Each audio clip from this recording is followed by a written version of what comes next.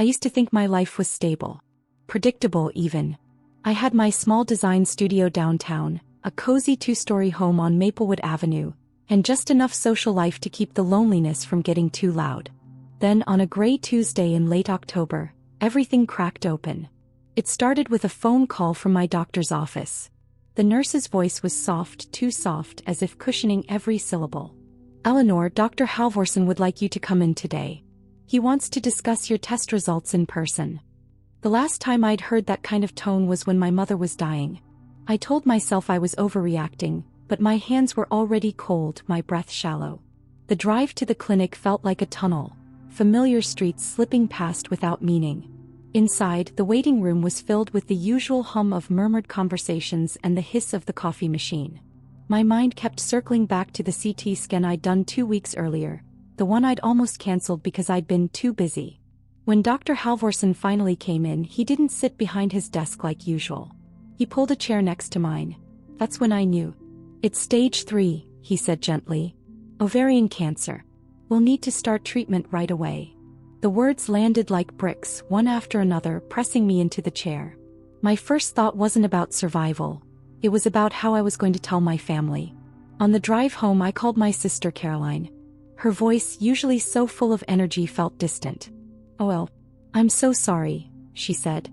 "You know I can't handle hospitals. And with the kids and work." Her words faded, replaced by an awkward silence. Then, "I'll check in soon, okay?" But deep down I already knew she wouldn't. That night I texted my brother Marcus. No reply. My father sent a short email the next morning. "Take care of yourself." That was it. By the end of the week, it became painfully clear. My diagnosis had emptied the room of everyone I thought would stay. The first round of chemo hit me harder than I expected. I'd prepared for nausea, for fatigue, but I hadn't prepared for the kind of bone-deep ache that made even breathing feel like work. 3 days after treatment, I was curled up on the couch, the blinds half closed against a sharp autumn sun. My phone sat silent on the coffee table, untouched since my sister's last half-hearted text. "Hang in there." That's when I heard it, a firm, deliberate knock on the front door. Not the light tap of a delivery driver, but the kind that said, "I'm not leaving until you answer." When I opened it, there she was. Celeste Hartman. My neighbor from across the street. I knew her in the way you know someone you've seen walking their dog every morning. A nod here, a polite smile there. She stood on my porch wearing a navy sweater, her auburn hair catching the pale light. In her hands was a glass baking dish wrapped in a clean white kitchen towel. "I heard," she said quietly, as if the wind might overhear.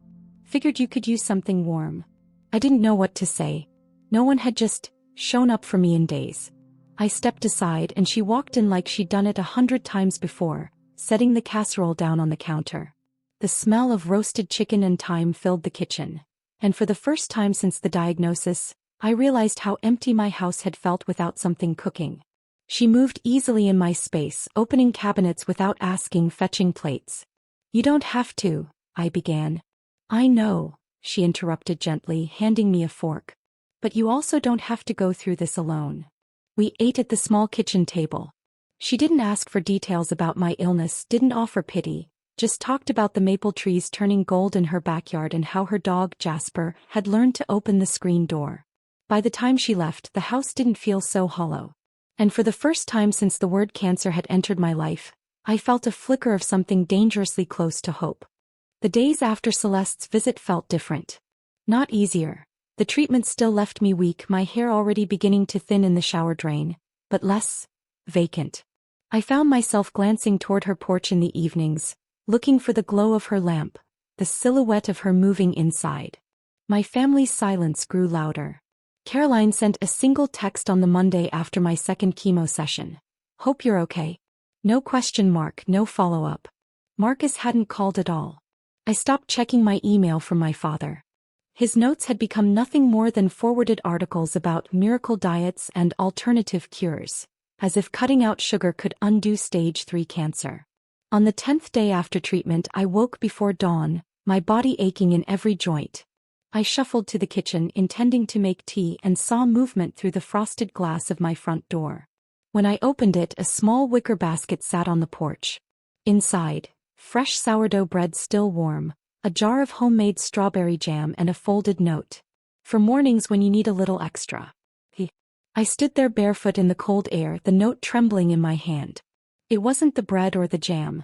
It was the fact that she'd thought of me before the sun was even up. Later that afternoon, I sat in the living room with the curtains drawn, the basket empty on the coffee table when my phone finally rang. Caroline's name flashed on the screen. My chest tightened. Maybe she'd changed her mind, maybe she was coming to see me. But her voice was brisk, rushed. "Oh, listen.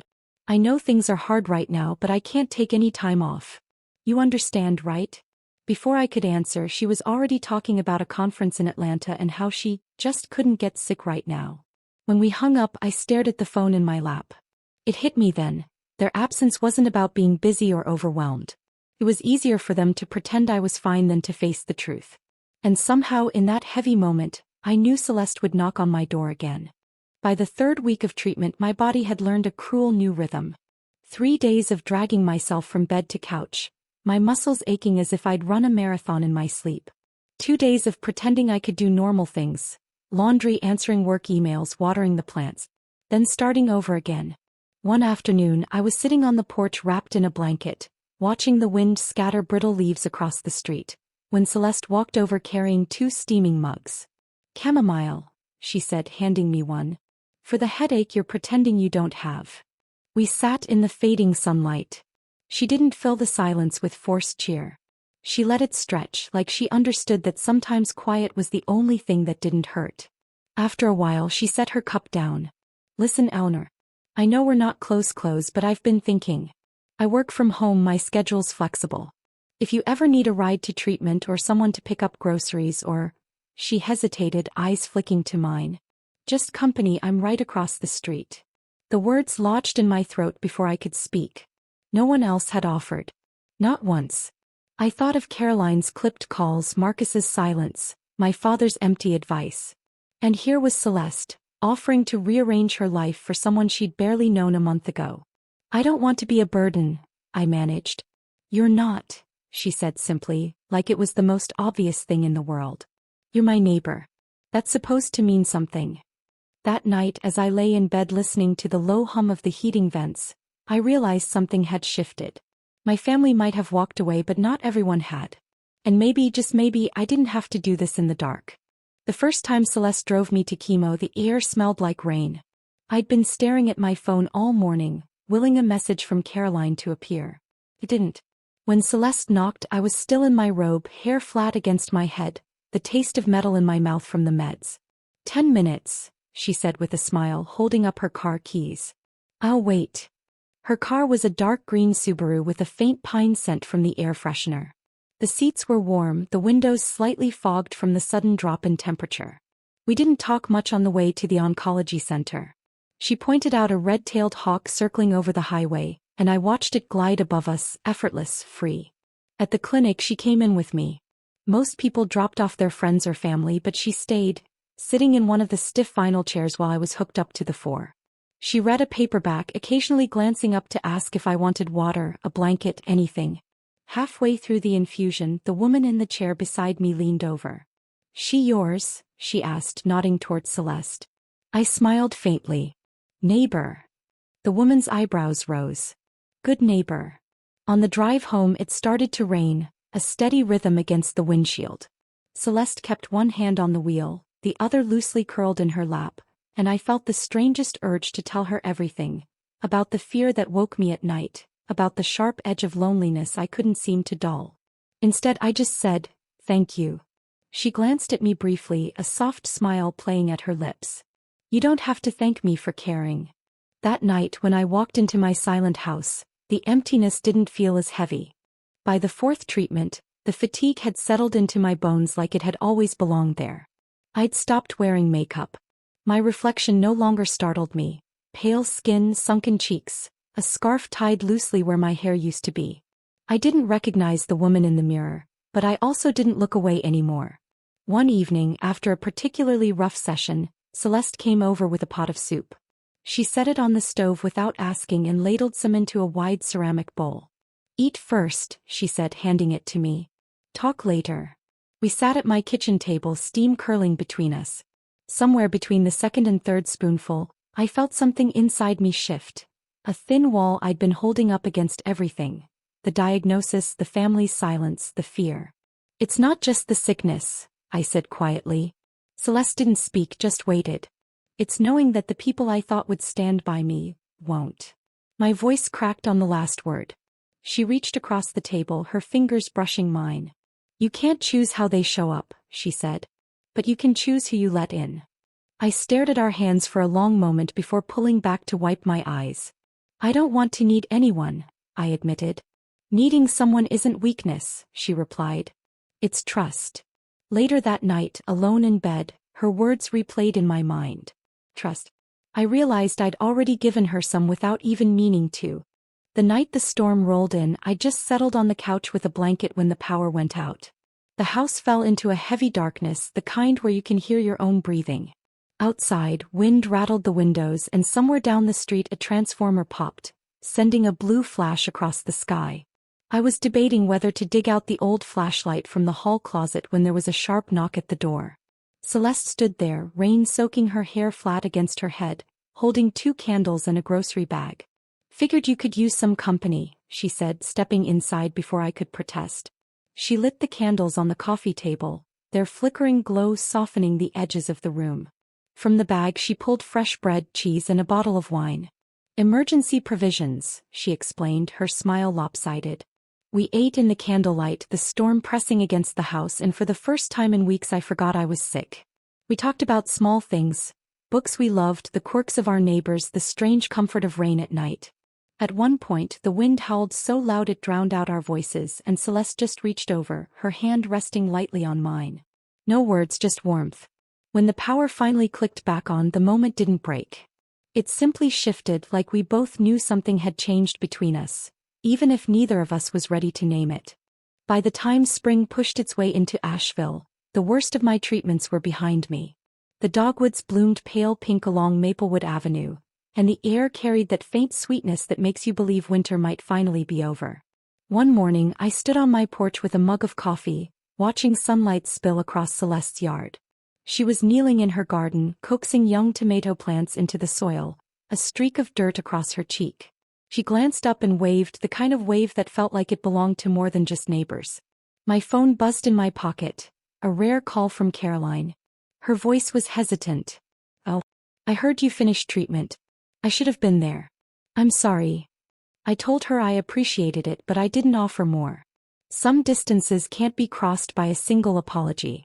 That afternoon, Celeste came over with 2 cups of iced tea and sat beside me on the porch steps. You know, she said, looking out at the street, when you first got sick, I wasn't sure if I should get involved. I didn't want to overstep. I smiled faintly. Good thing you ignored that. We sat there in comfortable silence, the sun warm on our faces. For months, I'd measured my days by what I'd lost. My health, my energy, the people I thought I could count on. Now, for the first time, I realized I'd been gaining something just as important. Not everyone stays when life gets hard. But the ones who do, they can change everything. As the light shifted and the shadows lengthened across the street, I thought of the first night she knocked on my door. I'd been drowning then. Now I was breathing again. And I wasn't alone. A year after that first knock on my door, the house feels different. Not just because the walls have been repainted or the garden is overflowing with flowers, but because it's no longer a place I return to alone. The cancer is in remission. My hair has started to grow back. Softer, a little wavier than before, as if even it decided to change with me. I still go for checkups every few months, but I no longer wake up every morning wondering if I'll make it to the next season. My family, they've reappeared in cautious bursts.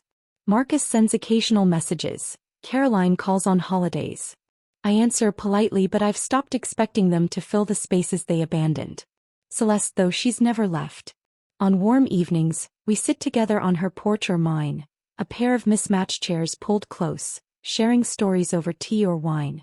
Sometimes we talk about the months when everything felt uncertain.